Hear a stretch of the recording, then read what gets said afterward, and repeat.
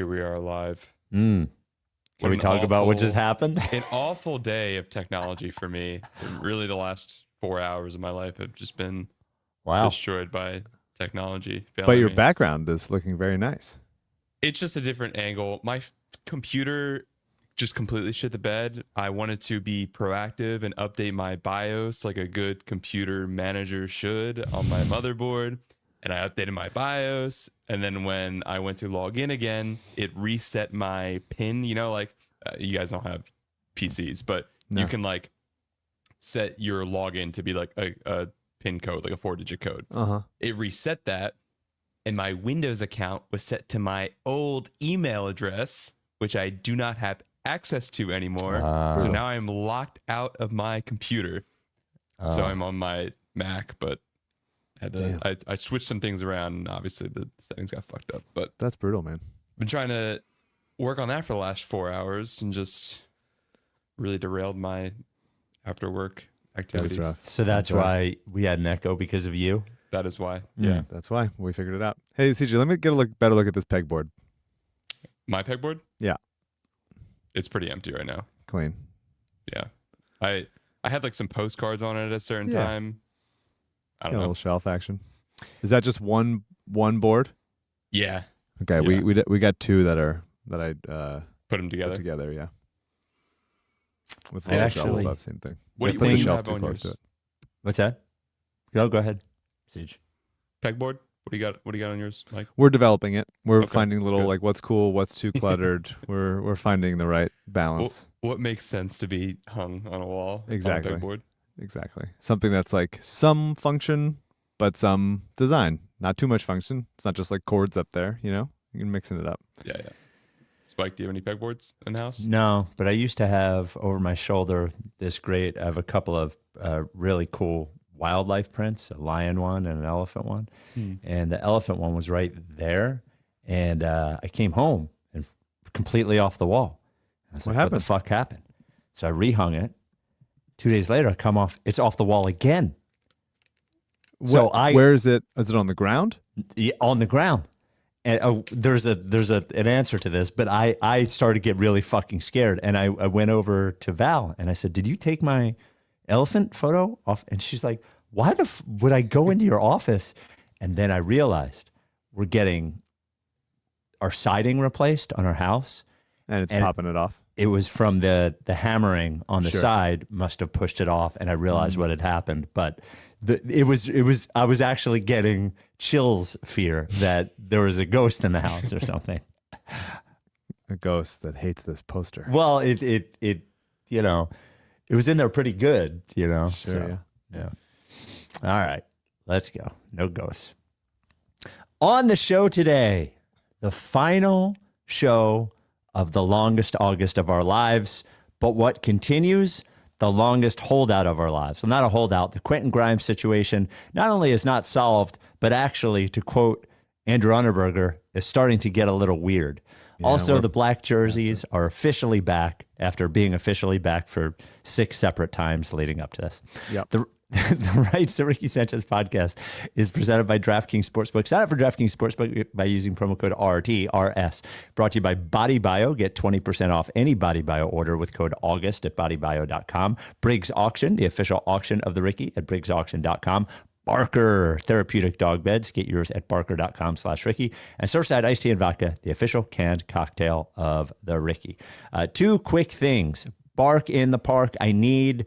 By Friday, you have to tell me whether you're on the team or not, because that's when I got to order the T-shirts. By then, we have raised $13,600 on our way to $20,000. If you join the team and raise at least $50, you get the T-shirt by Olivia Smith.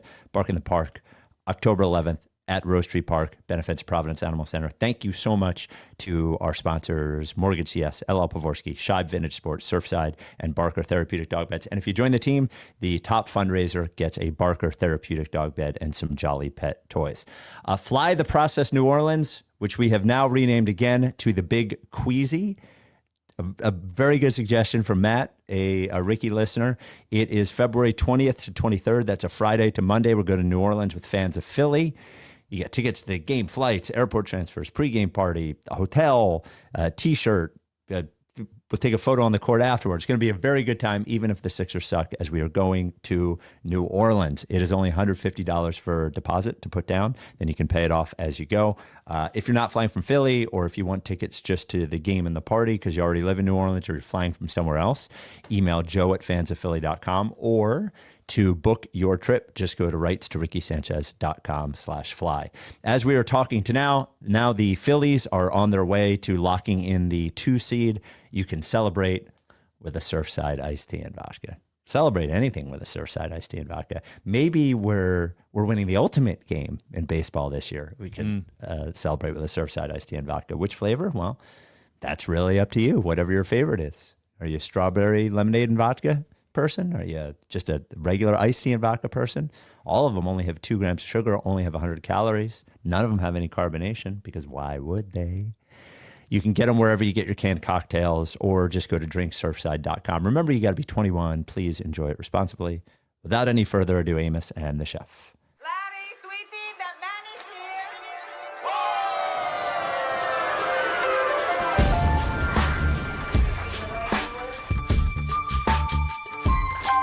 Say the name, I say the name, I say the name. We were right, y'all. We were right. Even when it went wrong, we were right. We was right, y'all. We were right. So say the name, say the name. We were right, y'all. We were right. Even when it went wrong, we were right. We were right, y'all. We were right.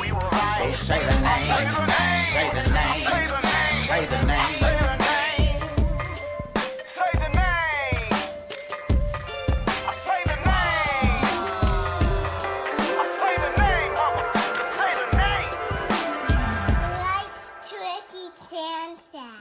Forever. Welcome to the Rights to Ricky Sanchez podcast. I'm Spike Eskin, along with a guy who is in August 1st, so he is out of August 1st as well. That is one Mike Levin. Here we go. Something to talk about. Camp nearing. Yep.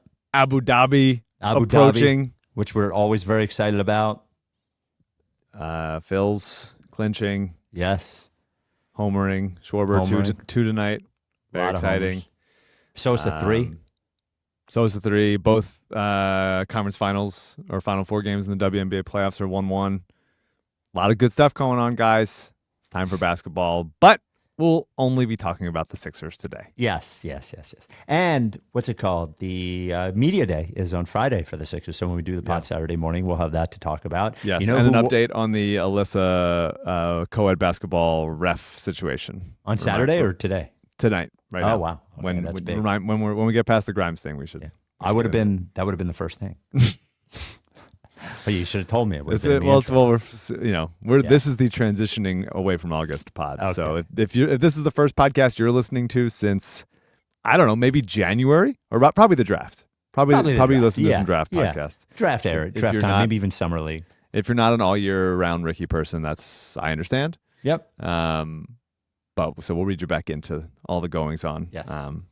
But first, the Grimes news. So I mentioned Media Day is on Friday. One person who won't be at Media Day is Quentin Grimes. Why? Because he's not officially on the Sixers right now. We have some news, and then we will talk about it. The news first, we will get to Shams, who was on ESPN today with an update on the Quentin Grimes situation. Then we'll get to the next updates on the Quentin Grimes situation. Here is Shams.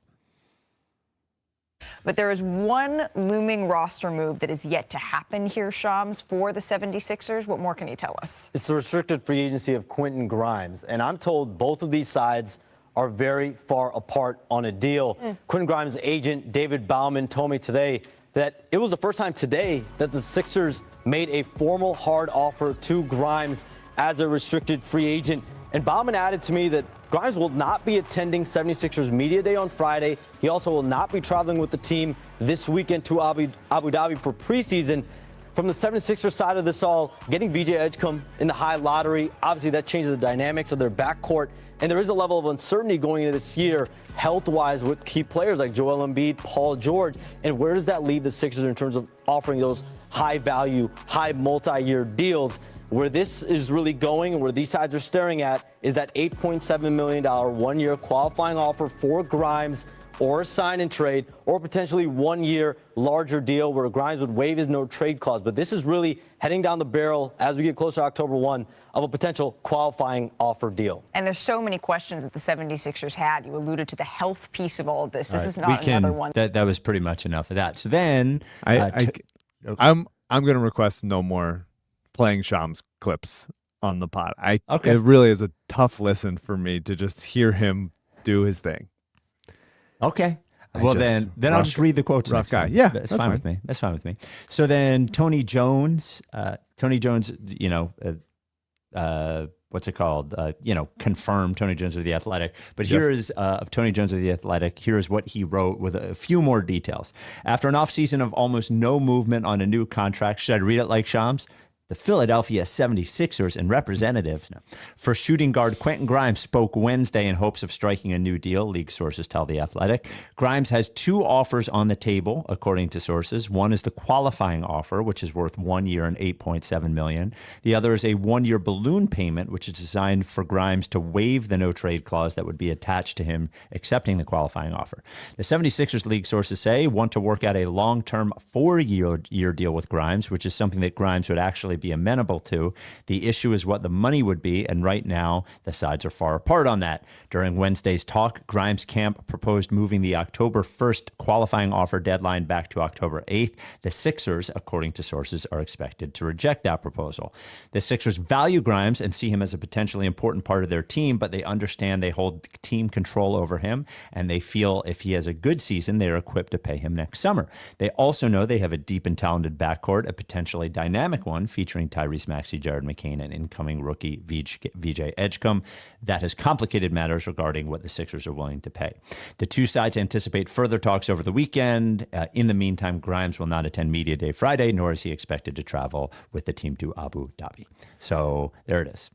So this is bad. I think there's a ton of things to discuss within this story. Yes. One is that restricted free agency is bad, and I don't think that it should exist. I don't like it. It's bad for, I think, everybody.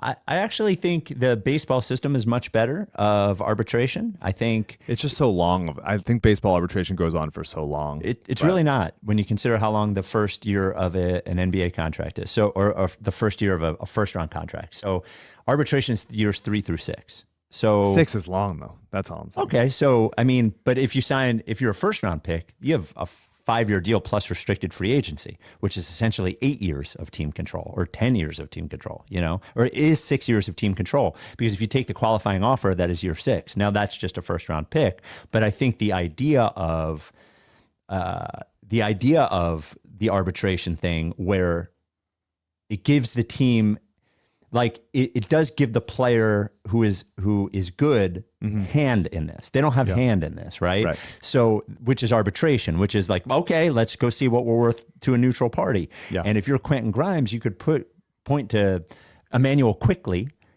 and say that guy's getting paid $32 million a year. So I think it's a better system than what yours is. I think restricted free agency is a dumb system. Yeah, it was just one bad year, whereas baseball, I think, is several complicated years, some of which are okay, and some I think get a little too much. So that's one thing is talk about the restriction. There's smarter people than us can discuss that in greater detail.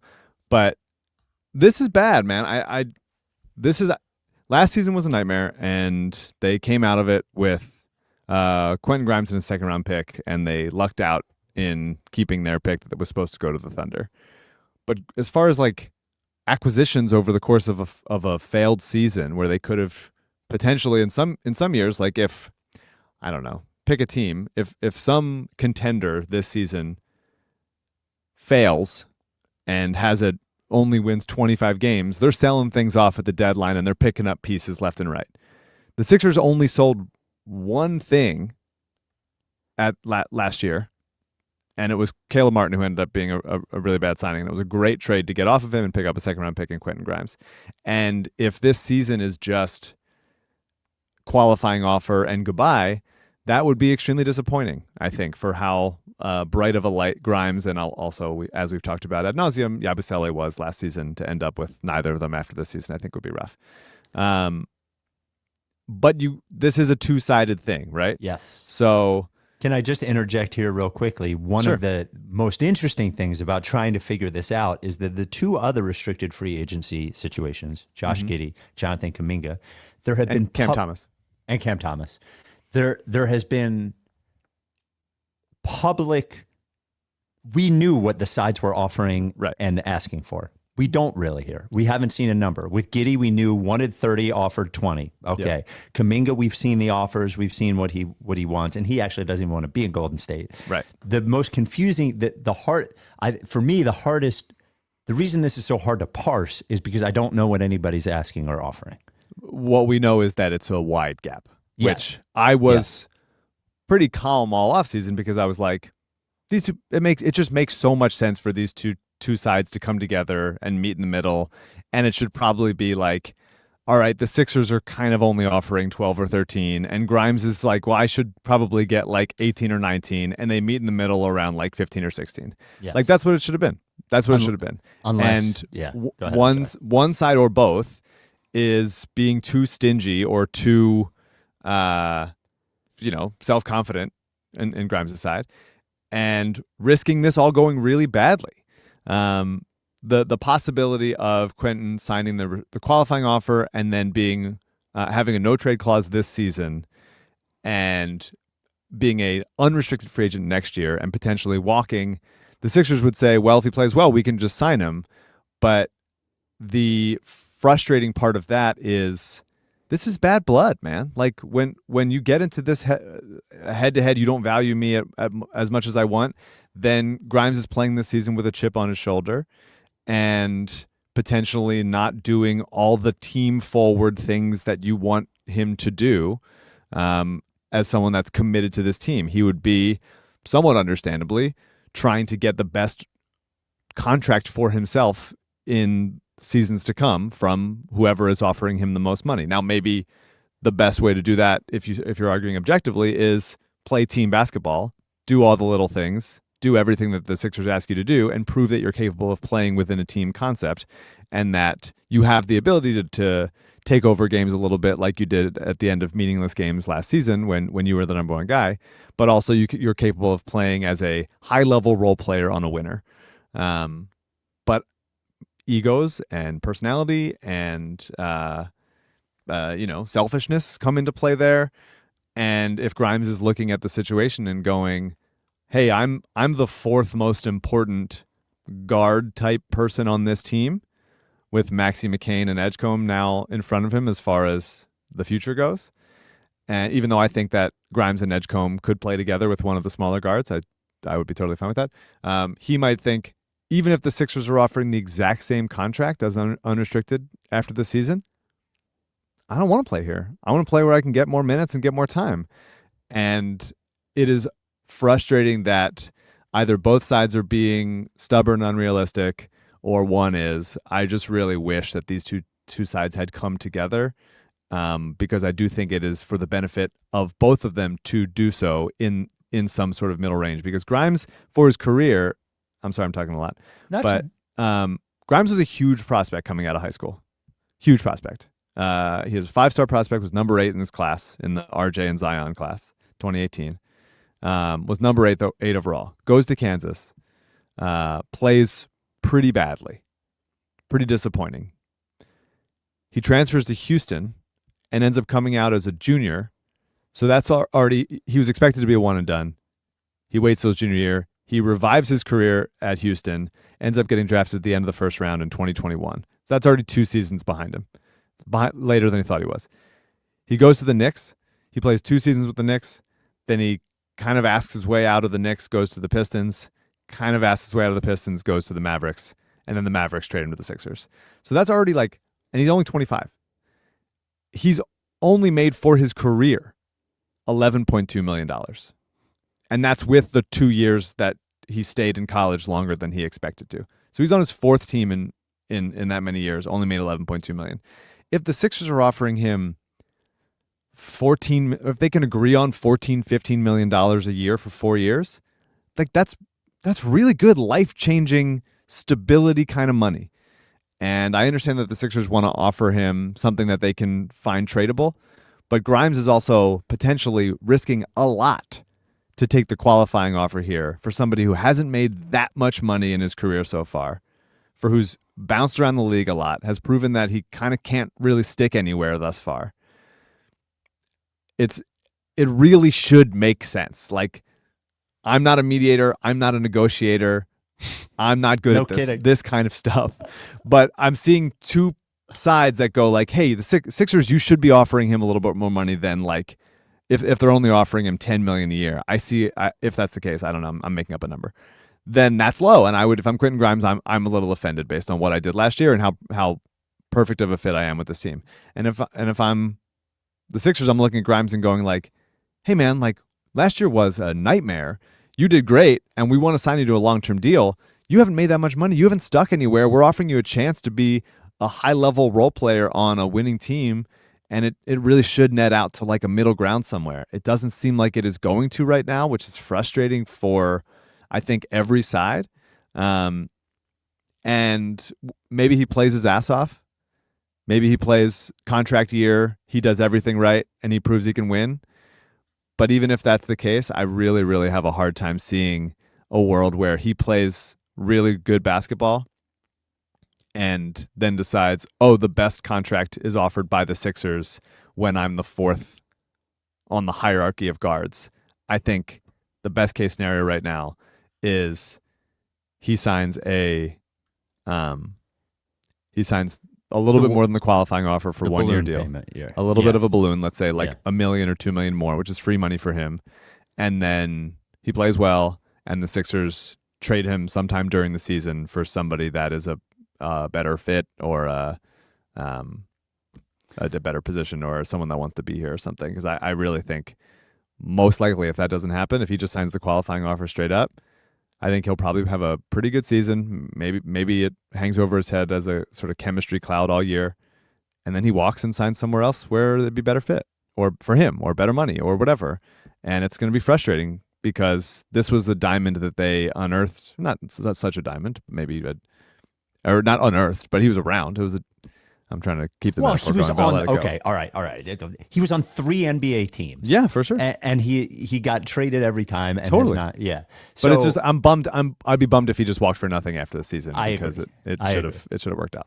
Well, I think I have some thoughts here. Talk about BodyBio first, which we love BodyBio, and then I will give my thoughts on this because I have some, not just repeating what you said. I have some other ancillary thoughts here. Ton of thoughts. The Rights to Ricky Sanchez podcast is brought to you by BodyBio. I'll give you some thoughts on BodyBio. You should go to bodybio.com, use code August. We got to come up with a new promo code, by the way, because August is basically over. August for 20% off anything. What could you get with your 20% off? Get Elite, be hydrated perfectly without extra sugar, without added color, without any of that bullshit, just pure electrolytes in your water in the morning. Maybe you get butyrate. Maybe you have gut problems. Butyrate could help with that. Maybe you get remineralized. Maybe you realize that your body needs good minerals. And what happens is because of over farming, it's not coming out of the soil. It's not in your food. Because you're filtering your water, it's not in your water. Look, the filtered water is good. It gets out the bad stuff, but the good stuff gone too. Remineralize gives you those minerals that help make your cells strong to keep the bad stuff out, let the good stuff in. Where do they get these minerals? Dried salt beds in Utah, minimally processed, then right into your body. And by the way, BodyBio wouldn't put anything into your body without testing it first and making sure it gets up to their high standards. Go to bodybio.com. Use code August. You get 20% off anything. Fish oil plus, whatever the fuck you want. 20% off. Code August, bodybio.com. Just a couple other things, just to circle back on this. Yeah. First, the fact that he hadn't, I saw some people say, well, how could they not give him a formal, how could they not give him an offer? They were talking to the agent. The fact that they haven't presented him with a contract, I don't think is the biggest deal, especially if they knew they were far apart. There's no sense in presenting him with a deal that you know he's not going to sign anyway. Yeah, but there's some reason that the agent has decided to go to the press. About this. Yes. Well, and now we will be flooded with the Sixers leaking stuff about it, and the agent leaking stuff as well. Yeah. The other thing that I think could be possible here, just trying to read the tea leaves of a situation like this, is an agent over promising to his client what he can get and the options, and then getting stuck in a situation like this where you have overpromised and it is impossible for you to deliver. And rather than just explaining the reality of the situation, you end up with a situation like this where it's impossible to save face. And your client ends up, I'm not saying I know this is what happened, I don't, but I'm saying you could, if you were Quentin Grimes' agent, look around the landscape and see $25 or $30 million if you wanted to convince yourself of that, and if you wanted to convince your client of that. I don't think he's worth that, but given the numbers he put up in the second half of last year, given what the other restricted free agents have been offered, I think you could probably convince yourself of that. I am supportive of the Sixers not overpaying Quentin Grimes, given the makeup of their young core. I think Quentin Grimes is likely a valuable piece, but he isn't a piece you would overpay unless you were a team on the brink of a championship and he was the missing piece to that. Sure. All we need is a fucking 3-and-D guard who can handle the ball a little bit, sort of thing. So I think I agree with you wholeheartedly that losing him for nothing or just having him sign, and I also agree that him signing the qualifying offer, the only way that works out with him staying with the Sixers, I think, is if Edgecombe is a disaster, or because the Sixers will not have a hole big enough in that space, in the guard space, to want to pay Quentin Grimes whatever he thinks he's worth. Yeah. The only, I guess the other way it works out is if he's just a really good role-ish player here, they really value him, he likes being here, the team succeeds a lot, and there's not a lot of salary cap, availability elsewhere for him to sign. So the sign and trade thing is a little complicated because of the rules to sign and trade a restricted free agent, in that the team, I believe, trading for the restricted free agent becomes hard capped. And so do we. And then the salary is only like half, you can only take back in half of what he signs for. So let's say you sign him for $18 million a year or something for somebody that wants him. There are complications with it. The thing that people brought up initially was Houston because they lost Van Vliet, but it's not like Quentin Grimes is a Fred Van Vliet replacement. He could be part of their guard rotation, I guess. But so I agree with you. I think what they end up doing, it feels like the only hope I have is that the fact that the agent seems to be asking for another week. And I think the Sixers are smart in not giving the extra week, in that seems like panic to me from the agent. In that nothing's going to change in those 7 days. They're not, if they were inches away, they would just figure it out and this would never come up. Which is what I thought was happening all summer. Right.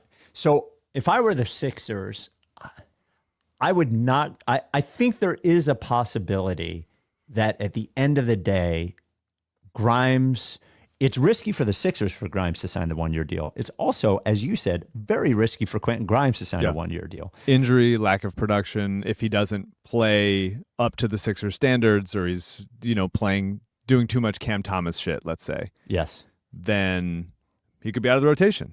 And if he's out of the rotation, then he's not going to get a big contract this offseason. Yes. So I guess I do have hope in that, just to circle back to what you said, is that it makes too much sense for them to figure something out, I think. And I just really wish I knew what really far apart means. Does it mean $5 million a year? Does it mean $10 million a year? I don't have any idea. It seems far. If it was 5, I think that they would figure it out. It seems very far. And the Sixers do have some leverage over him because he's not going to sign somewhere else this offseason, or what's left of this offseason. Yeah. And they have all the leverage, essentially. Yeah. But except for Grimes going, all right, fine, I'll just take this other thing. I'll play. And then, he seems like on court, he seems like a good team player. But the fact that he's been on multiple teams in such an early part of his career with a skill indicates set that should some be level- valuable, by the way, Right. on any team. indicates some level of dissatisfaction either from him with his role or with the team with him. In any of the teams, Dallas, New York, Detroit, and now Philly. I really think there should be, I'm not saying there is, but like I feel borderline like possessed with the certainty that there should be a middle number that makes sense for everybody. The interesting thing with the Sixers is that there's other unknowns happening with the Sixers this season. One of them is obviously how good of a team are they? Yeah. How healthy are Joel and Paul George? How much do they look like their past selves? And like you said, if they don't, if this team is a 30 to 35 win team, then it doesn't make sense. It doesn't make too much sense to say like desperately overpay Quentin Grimes to like come too far onto his side of the number. You know what I mean? Let's say his number is 20 and let's say their number is 10. I don't know what it is, but let's just say that's what it is, just for even numbers. And if they're bad, if you're the Sixers and you know Joel doesn't look like himself, he's still like a long way away, still going to be super unhealthy, he's not going to play that much, and Paul George is like, he's washed, he's done, then it definitely doesn't make sense to get to, 19 million for him because Oh God, no. he's going to be, but I think there is a number that allows Quentin Grimes to feel valued, feel a part of this team, to be useful in a world where the Sixers are still trying to field an above average team that if health permits become much more interesting than that, where if that fails, then his contract is still tradable. I don't think that if you have Quentin Grimes on $464, like $16 million a year, That feels tradable. I don't think that in 2 years you're going to be like, this Tobias level contract that we couldn't possibly trade. No. I agree don't with you. think that. I really don't think that. And maybe not every team would be willing to trade for that contract. Probably not the teams that Grimes has left. But if the Sixers go belly up and need to rebuild, retool, figure out, either move Joel and Paul George, which I'm not willing to attach future assets to do, as we've talked about a bunch, or just let them play out the string and divert the team to a McCain Edgecombe future that everything is surrounded by them. I think Grimes would be useful in that world, and also very tradable pretty much no matter what you get to. There's a number that it becomes like, oh, that's a morass, but like I don't think it's that high. I think it's a high number where it's like, oh my God, we're never trading him. Even like if you have to sit on him for an extra year, the salary cap keeps growing up. So if $16 million this year is going to look a lot, in 2 years, $16 million is even less of the salary cap, a lower percentage. And so I feel like, does Grimes maybe overly believe in himself on a delusional level? Maybe. I don't know. Don't know the number. Don't know what he's asking for. I think he should be looking for more long-term stability with one team so that he has cemented himself as a rotation player in the NBA that can do a little bit more, that can play for teams that have winning aspirations. And I think the Sixers should trust the fact that if it doesn't work out, that it's not a $30 million contract. It's not a $35 million contract. It's not Joel or Paul George $50 million contract. You'll be able to trade that. You'll be able to, somebody's going to need this kind of two-way skill set for Grimes when he's in his 26, 27, 28 season. Like that's useful. That's doable. That is, to me, super not worth risking this year. He's already claiming he's not coming to Abu Dhabi. He's not going to come to training camp. That sucks. That's already like a cloud hanging over a year where there's plenty of other clouds. And then him having a great season and then going, yeah, fuck you guys. I'm actually going to go play somewhere else that wants me more, that has more minutes for me. But I think the uncertainty of the Embiid and Paul George health thing, the uncertainty of Edgecombe as how ready is he right now to contribute to winning basketball, how good he ends up becoming, and how real McCain's stretch was last year. How healthy is he coming back from injury? I think all factors into the uncertainty where the Sixers are really kind of counting every penny right now. And that might be in addition to the fact that Grimes is delusional as far as how much he thinks he can make on the open market. But it bums me out. It really, this sucks. There should have been a middle ground. And now after this report, after today's reporting and what people are saying, like I've kind of lost faith that they're going to find something. I think he'll take either the qualifying offer or the balloon payment and at least be somewhat tradable. I still have a holdout hope for a panic long-term deal. And I think what's the most you would give as the Sixers? That 16 number feels like I don't know why you would give more than that. You're 464. Yeah. So let's look at some players that are currently making like about $16 million a year. Well, but here's the other thing. Look at players making much more than that. So I mentioned quickly, he's making $32 million a year. Isaiah Harten, different position. Isaiah Hartenstein, $28 million per year. Yeah. Andrew Wiggins, $28 million per year. Anthony Simons, $27 million per year. RJ Barrett, $27 million per year. Let's do some guys that are closer. Okay. Alex Caruso, high level role player in a winning team, 18. Yeah. Andrew Nembhard, high level role player in a winning team, who was in the same recruiting class as Grimes. Nembhard was a few spots down from Grimes in that recruiting class per ESPN. $18 million a year. Grayson Allen, $16.8 million a year. I'm looking like age group. Some people still on the rookie contract. Nickeil Alexander-Walker just signed for $15 million a year. I mean, that seems right. The deal that Nickeil just got seems really, really right. He was a high-level role player, similar position on a playoff team out west. By the way, Quentin Grimes has never been a high-level role player. Right. So that's what I would say. If I were negotiating on the other side, I would be like, great. Nickeil Alexander-Walker just proved he's a high-level role player on a competitive team you never have. Yeah. Herb Jones making $14 million this year, $15 million next year, and then into 2021. Similar thing. Hasn't proved it on a playoff level, but is a clearly very good player. Yeah. PJ Washington making $14 million this year. He just signed a contract for the future years. He's making $19.8 next year. Denny Avdia, $14 million this year.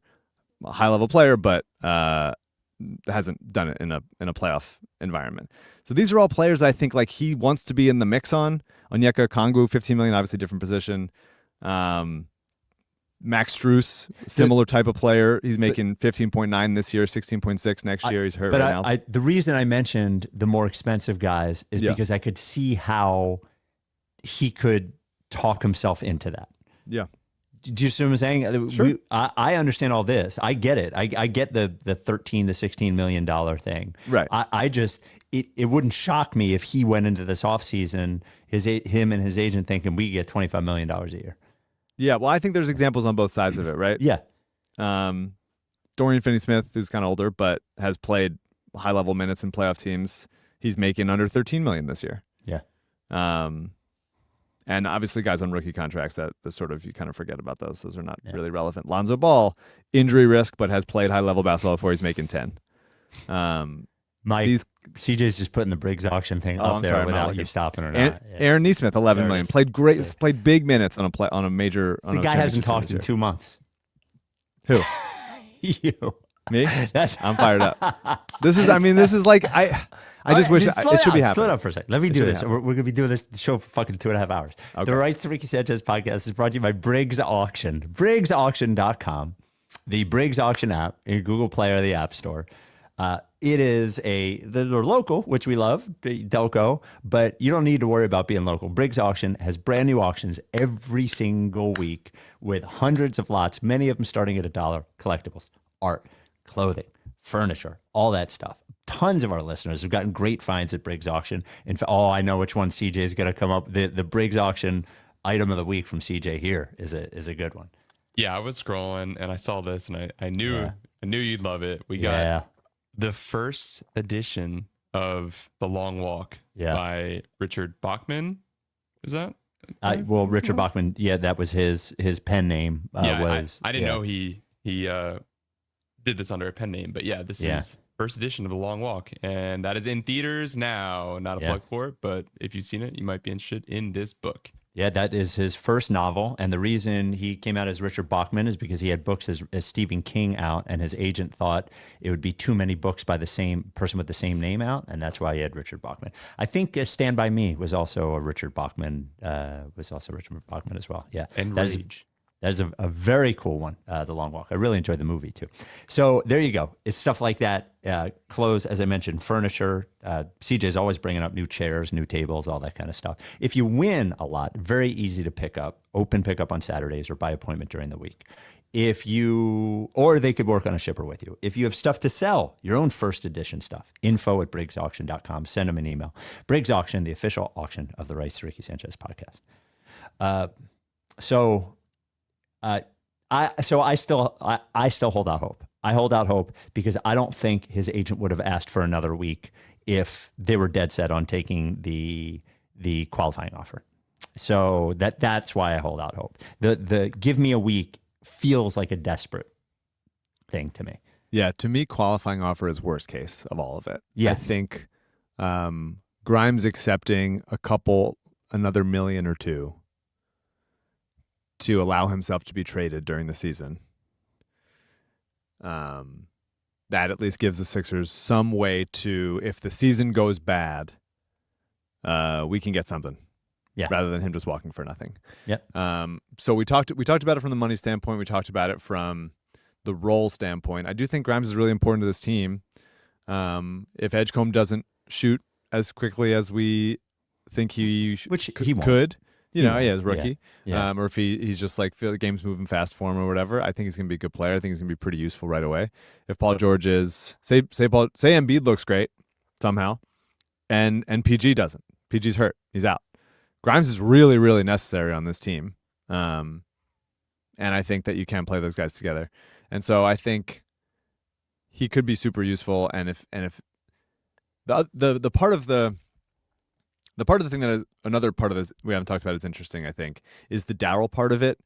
In what does Daryl do to make his players feel valued and respected? And what does Daryl value on the team? Daryl, for his superstars, anything, the world, whatever you need, cater to him. James, Embiid, whatever. Now Maxey, I think, even though Maxey had to sit tight for a while they got some other things sorted out, and Maxey ended up signing his contract and got as much as he can get. Worked out for everybody, I think. But that required a lot of trust. The chemistry thing of what is it going to do to a team, to a locker room, when this player is not there on this big preseason road trip in training camp, when it's going to be hanging over the team's head what his role is and how happy he is with his role as someone that has basically said, whatever you're offering me right now, I need to prove that last season was real, and I need to get the shot attempts to do that. He's not going to get that if everybody's healthy. He's not going to come close. No. And I think it's another example of the best case scenario is he plays his ass off because that's the best way to get a contract. But I think that when personalities and egos and everything get in the way, it just could get messy, and he's not doing the team forward type things that you need him to do if the team has any hope of really contributing or really contending this year. I agree with you. I just don't know what he can do about it. You can't. You can't overpay the guy. No, I don't think you should overpay him. But I think if their concern is, God, we can't overpay him because then his contract is untradeable if we're bad.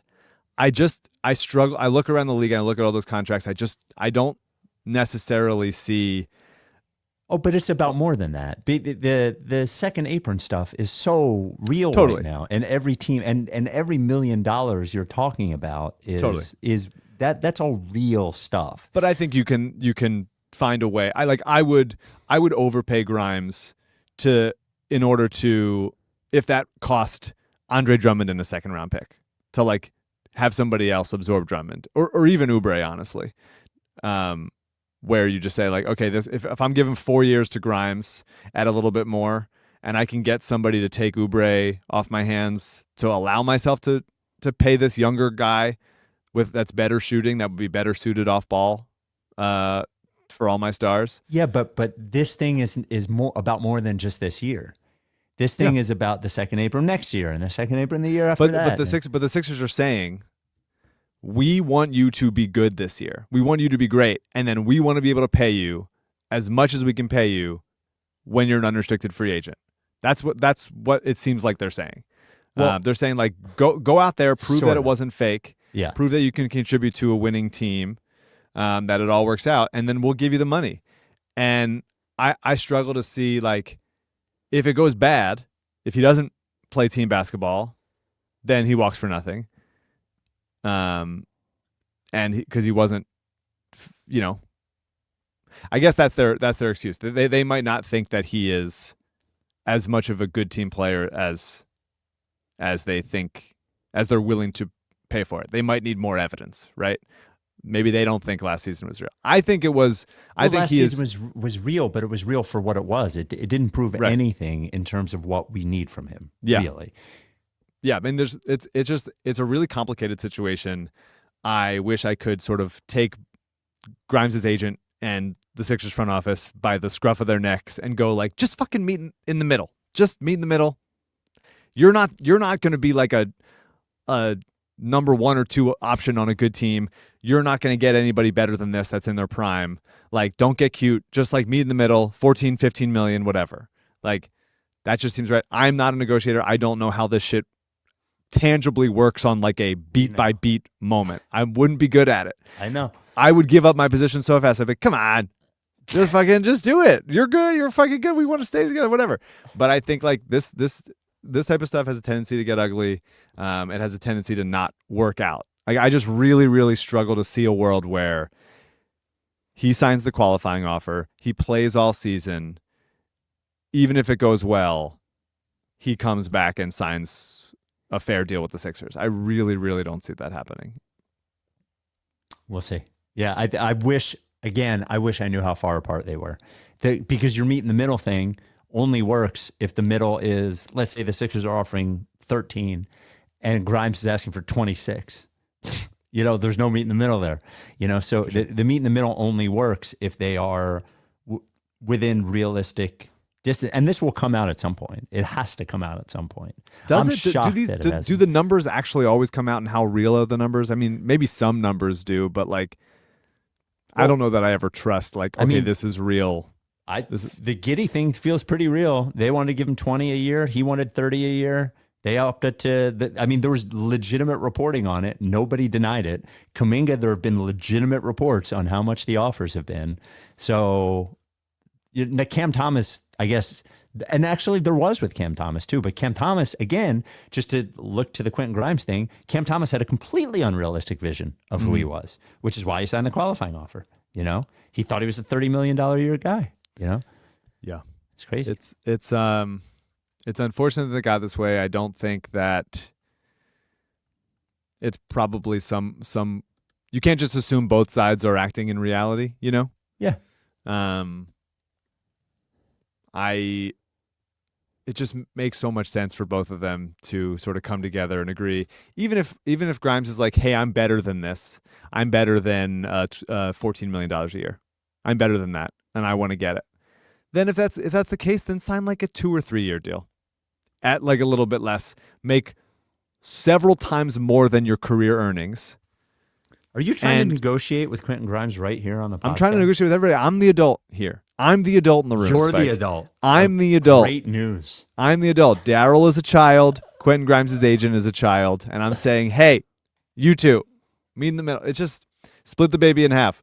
No, you don't want to split the baby. No, we're splitting that baby. No. Don't you know the King Solomon thing? Yes, I do know the King. I do know the King Solomon.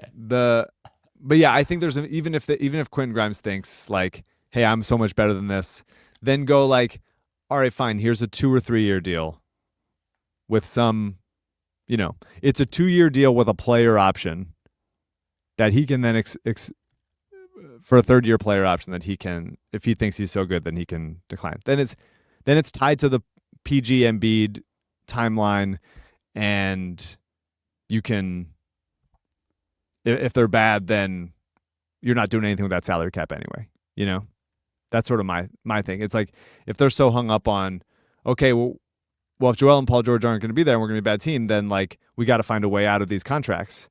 But you're not, if you're going to rebuild, you're not going to trade several first-round picks to get off of all these contracts. I think Grimes is a good player. I don't think he's a great player. I think he'll be very useful to this team, and they should all find a 3 or 4 year deal that is very useful. I don't think it's going to happen, though. Grow the fuck up. Everybody grow the fuck up. Well, it's always grow up. I'm always on permanent grow up watch. Grow up.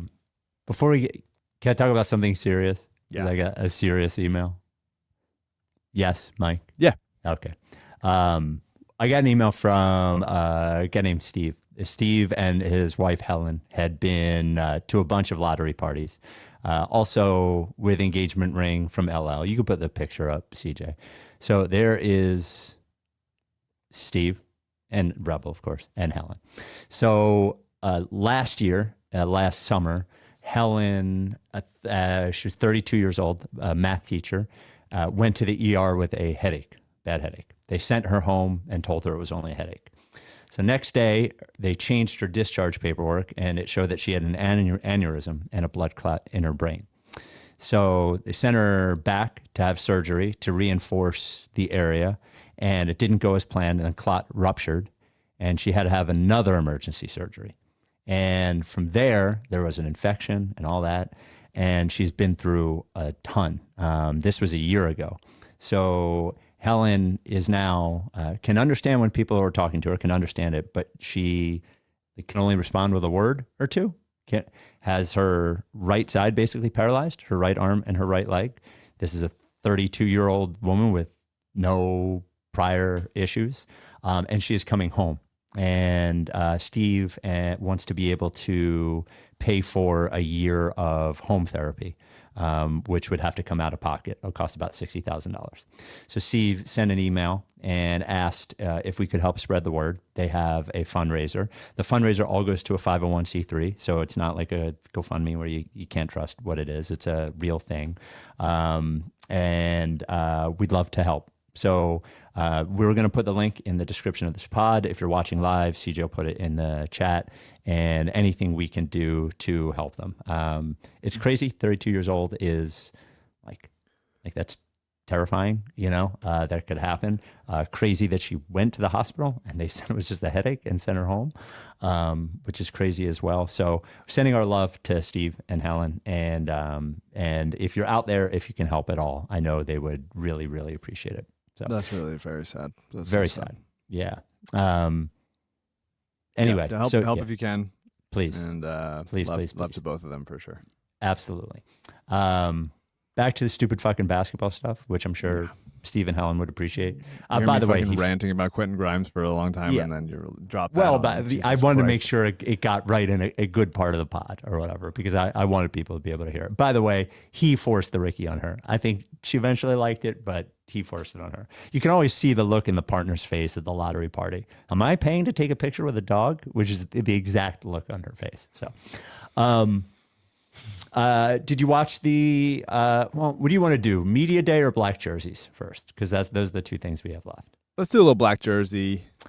You want to play a little of the hype video and see everybody in the black jerseys? Yeah. Here we go. Let's do it. Here we go. No Shams in this. In Philly, this game is gospel. We don't hand out respect. What we do is earned. Back then, they weren't supposed to make it. The fans in Philadelphia, without those people, none of it would be possible. Too small, too rough. My teammates just kept fighting. But they stood up, so we stood with them.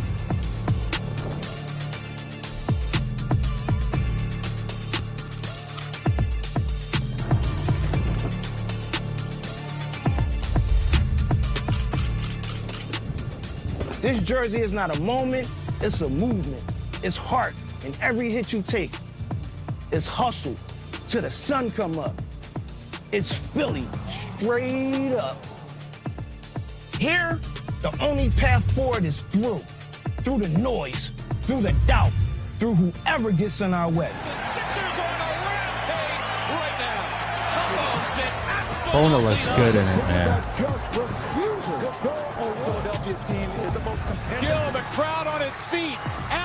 Get Eric Gordon out of there. Get Eric Gordon out of my hype video. Philly, we are back. I know y'all with us. Hardwood Classic, presented There it by is. Crypto.com. Now, of course, the best looking part on the jersey is the Crypto.com logo, which is exactly as it looked when Iverson wore it years ago. I've said this a bunch of times. I think it's just nostalgia. I don't think they look that good. I will say this: they look better not having the wider sleeves like the old ones Sure, did. You know, the black ones look better than the blue ones, and they do look very good on these players. However, these players are tall, fit, handsome people, which anything would look good on. Well, that's who's supposed to wear it. Look, I think they're sick. I think Freeway did a great job. Yeah. I think Eric Gordon should not be allowed to be in that hype video. A little too much Andre Drummond as well. But I think they look dope. I think that the on the rooftop was sick. I think putting it on the putting all the 01 Finals Sixers jerseys like on the chain fence behind it was sick. Tyrone Hill getting some love back there. Good to see you, tea time. Yeah, I like it. And I like VJ Edgecombe in 77. I hope he stays 77 his whole career. Yeah. He'll probably switch to 7 once Lowry goes. What, in 6 years? In 6 years, a couple six straight veteran minimum contracts. Yeah. But I like him in the 77. I think that looks sick on him. I do like these jerseys, man. I think they made them look nicer. I think is it just like an old jersey that they're bringing back? Sure. But the T-Wolves just did the same thing, and those look dope. They're good. They're unique. They should be sometimes.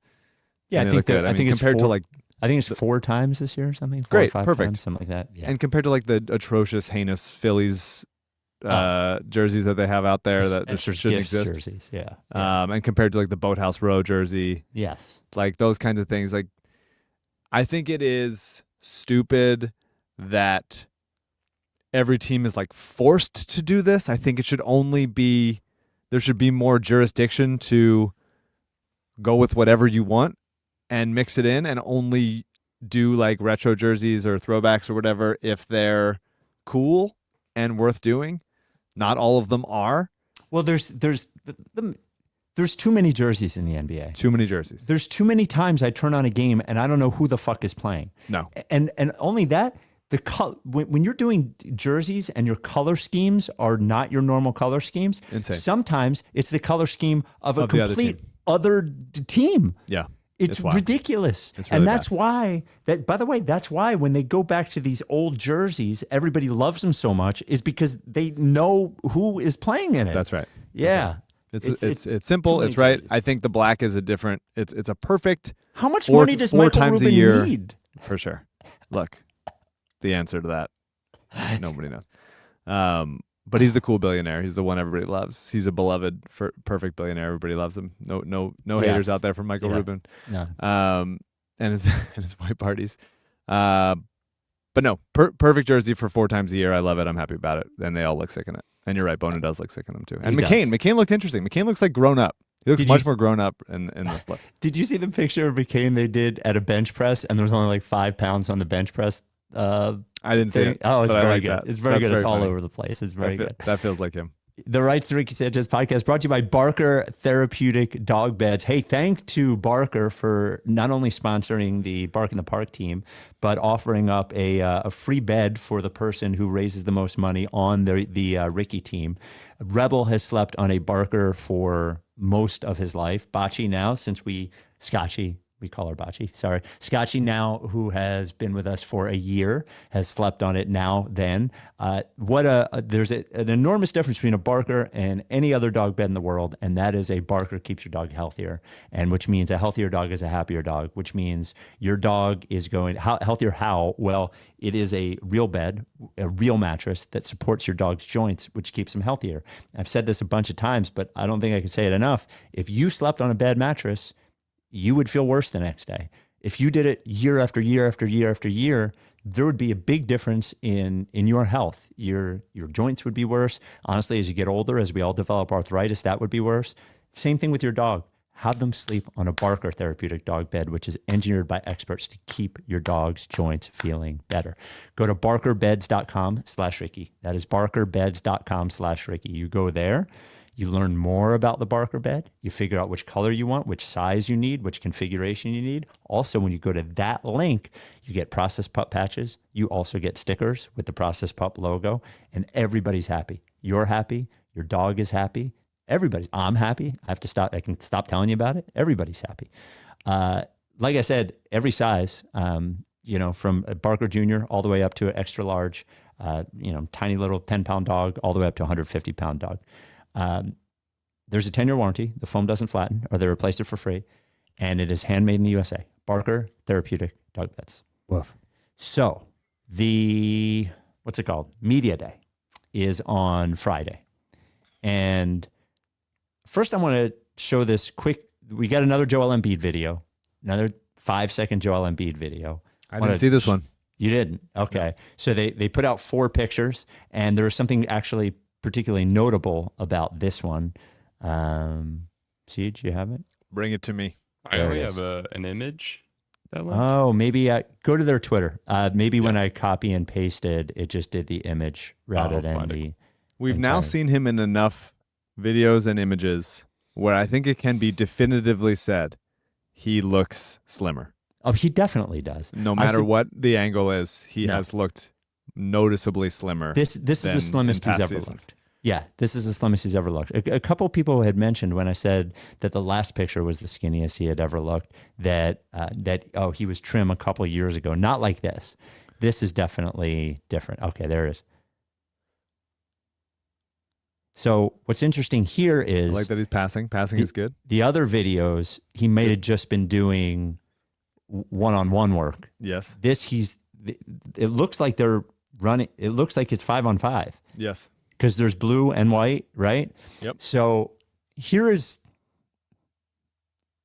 I got excited again. I got excited again. Yep. But here is just a quick message to the Philadelphia 76ers, to Joel Embiid, to Nick Nurse, to Daryl Morey.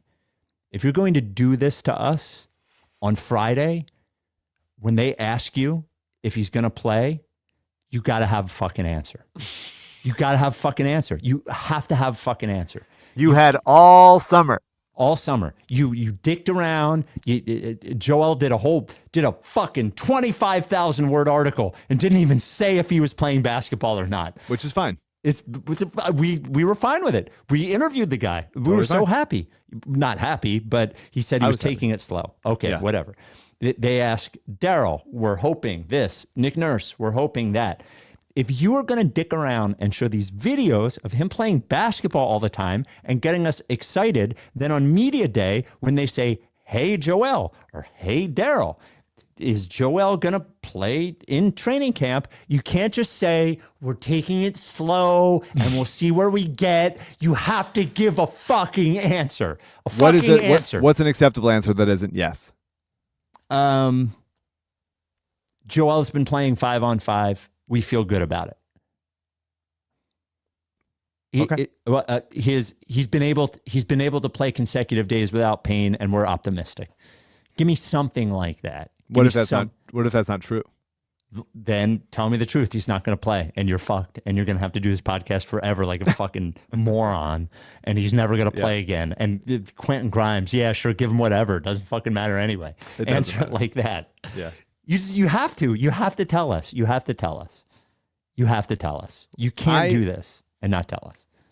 I think that they will underpromise. I think that the lesson they learned from last year is to underpromise.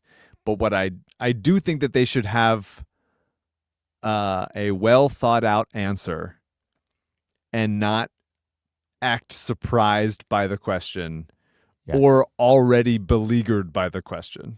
Yes. That shout out to you, Nick Nurse. Don't be beleaguered. Don't be tired by the question. Everybody just wants to know if the best player on your team's going to play for the team this year. I can't believe it. You need a specific answer. He's playing basketball now. Why are you showing us him playing basketball if you're not going to tell us if he's going to play basketball or not? We are owed this. We are owed an answer. We're owed an answer. If you weren't showing us pictures and videos of him, then maybe I would get it. But you keep showing us videos. There was we haven't gotten a Paul George update in a while. No, but he's playing too. Which I thought was interesting because I think it was Tim McManus. No, that's Eagles. Other Tim. Bontemps? Tim Bontemps in some ESPN article that said that he might not be ready for the start of the season. I remember that. I bet he will be. But I wasn't sure if that was you never know if something is hey, we're not going to fully report this, but we'll like slide it into this random separate article, or if that was we kind of just like made a presumption and accidentally broke news. You know what I mean? Have you seen the thing that Paul George is advertising on Instagram, the Form basketball trainer? No. Okay, hold on. Paul George was in that hype video, in the freeway hype video, and I noticed that they only showed his upper body. I didn't see any lower body there. Hold on, CJ, I'm putting this to you in a chat. Whereas we saw Joel's lower body in previous shots. I didn't see it. So I hadn't seen this before, and shout out to Kirk, Mavericks, a blogger and podcaster who sent it to me. He said, Anderson. have you seen this before? And I hadn't. And I haven't watched this video. I've only seen stills, but it's him and Gordon Hayward. So go ahead, CJ. Welcome to Form. I'm Gordon Hayward. I'm Paul George. We're here to help you shape your shot with the Form. The 4 key mechanics are hand placement, arm posture, guide hand, and arm extension and wrist flick. Shape your shot with Form. Why? Why is it a cube? Shouldn't it be a basketball? I'm not shooting a cube. Maybe this is Daryl's way of changing the game. Do you want to shoot tissue boxes into the trash can with perfect form? Doesn't that feel Markelle Fultzy? Doesn't it feel like we would have seen a video of him shooting a giant box into a basketball hoop? At that point in the years-long trauma that we've been in with this team, yeah, I would have been like, great. That's probably some sick, incredible, high-tech idea. Yeah. In the way that, like, in pitchers, like, it's actually more natural to do it as a softball pitcher from the underhand than it is from overhand. I would be like, it's actually better for your fingers and for it to be a box. They should play with a box. No dribbling. Yeah. Don't let them dribble. Just pass tissue boxes around the court. Fucking cube. Well, so your prediction, before you give us the update on Alyssa's availability for the playoffs. Yeah. Your prediction, we're doing a pod Saturday morning. Friday is, what's it called? Media day. What do we hear? About Joel? Yeah. I think KG excited. Okay. I think a little bit like they are not saying anything too revealing, but a little bit they play coy with a little smirk like they have a secret. And the secret is he looks good. Like a little kid. Like a little kid. Like a little bit like, I don't know. I got a secret. I don't know. We'll I see. got a secret. Yeah, we're going to Disneyland for your birthday. Like that kind of thing. That's I think what they're going to be bringing to it. I'm not saying I don't know anything. And I'm not saying that they'll. I just don't. I think they got embarrassed last year of how. Oh, did they? Finally, for the first time, they got embarrassed. Oh, did they? Were they embarrassed? I think they felt sad. the embarrassment for the first time, which I've been asking them to do and everyone to do for a really long time. But how far afield it went of like going from he should play and he should play through the pain and that's good, and Joel was on with on the broadcast with why am I forgetting her name? The Southern reporter. I forget who it was. I'm forgetting who it was. Yeah. Saying, I'm probably gonna have to get a surgery like on the national broadcast. What a year that was last year. And that, I think, was embarrassing and a bad look for everybody. So I think this year they're probably going to be content to just almost say nothing at all. And when he performs beyond what they've said, they'll go like, oh, cool. Great. Well, they got to say a little bit more than nothing because they keep putting videos out of him playing fucking basketball. So do you think that Daryl and Nick want the videos out of him to be playing basketball? Nothing like that happens without Daryl knowing about it. Okay. There's no way that they have, nothing comes out. Those are private. Like, there's no press there watching this. True. You know? So has anyone with the Sixers leaked anything to you about no how Joel looks? No, they didn't. We do it to begged. me either. I'm still begging. Yeah. Leak something. Leak something. You fucking assholes. How is he? Leak something. How about this? Don't say anything on Friday. Leak something to us, and we'll say we heard something. Yeah, we'll do that. You fucking assholes. All right. I really hope he's healthy and happy and looks like himself. Well, yeah. I hope he's fucking healthy. I also hope he's happy, but I need him to be healthy. All right. It feels like you're back.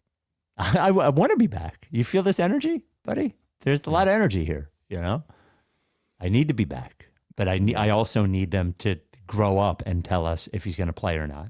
Last year, the ramping. Oh my God. I don't even want to think about it again. Can you give us the Alyssa update? The Alyssa update. Do you want to give a I'll quick... set it up. Yeah. So we're in a co-ed league. Alyssa is my wife. Wait, Jake on. Pavorsky is in this league. No, wrong one. Hold on. Yeah. Sorry. Like this, I don't play like that. When I play, I'm pretty intense. Mike playing basketball. I'm in my prime. Honestly, Sign me. There we go. Co-ed league. Yeah. I'm in it. Alyssa, my wife, is in it. Jake Pavorsky, who is LL's son, is in it, among other friends. Mo Welch, who is a writer and a comedian and acts on the paper with me, is also on the team. And in our final game of the regular season, some bad calls against us. This one girl says some shitty things to Alyssa, so she starts to get fired up. The ref doesn't do anything about it. And then loose ball, I dive on it. Bunch of guys on the other team dive on me. They don't award us a timeout or a foul or a jump ball for like a cartoonish amount of seconds. And so Alyssa, sort of in fear for me, like being hurt, which I wasn't. It was fine. But we were all sort of going like, what? What's taking so long? The ref, Alyssa then told the ref, "You're fucking terrible." He teed her up. Yep. And then, kept talking. They both kept jawing at each other, kind of thing. I get an email. He basically tells her, "Don't come back." Yes. The don't come back part is the... Don't come back. Yeah. And Alyssa basically was like, "Do you have the authority to ban me from this league? I'm going to need to see an official email," that kind of thing. I love that. It reminds me of when I got caught shoplifting and, when they kicked me out of the store for shoplifting and I went to call the Better Business Bureau because I didn't think they had any proof. Jesus Christ. Yeah, Alyssa, I think, was pretty close to calling the Better Business Bureau for this ref situation. I get an email 2 nights ago, and I'm like, oh God, it's the league. And it turns out they gave her a warning. Oh, there we go. A warning. But, and I should just read this. No, it's too long. A warning and an indication that the ref doesn't feel comfortable refereeing our games anymore. Oh, I love that. I love that part. Because Alyssa has made it a problematic work environment for him, I guess. Wow. Which is pretty funny. So yeah.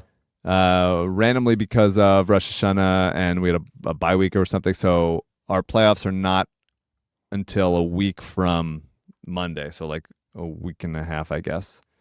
So we got a while before it, but I do think we have a podcast. We have a scheduled podcast the next day, I think. So we'll talk about how the playoffs go and if because Alyssa was probably going to come no matter what, even if she was banned, and then just scream at the ref the whole time. So if that doesn't happen, then she'll get to at least play and stuff. So we'll see. So we'll see. We're waiting to see how the seeding shakes out. But Alyssa alive, co-ed basketball team alive. We won the championship last year. Let's see if we can get it again this year. There you go. I love the fact that if she wasn't allowed to play, she was just going to show up and shout at the ref. She was. She would have. And she I was really like, is Draymond. She really is. No, not quite. She gets a little physical. She gets a little physical sometimes. But no, not like that. She would have, I think, just tried to make the guy feel bad, and I would have been like, hey, we're still trying to like get good calls though here. So can you maybe cool off until the game's out of reach or afterwards or something? But we got some games to win, so we'll try to do it for the Sixers. Good luck. Do it for the Sixers. Do it for everyone. We will talk to you Saturday morning when we will probably not know anything new about Joel Embiid's health for the year. Are you done with TTP? Yeah. You know, like face.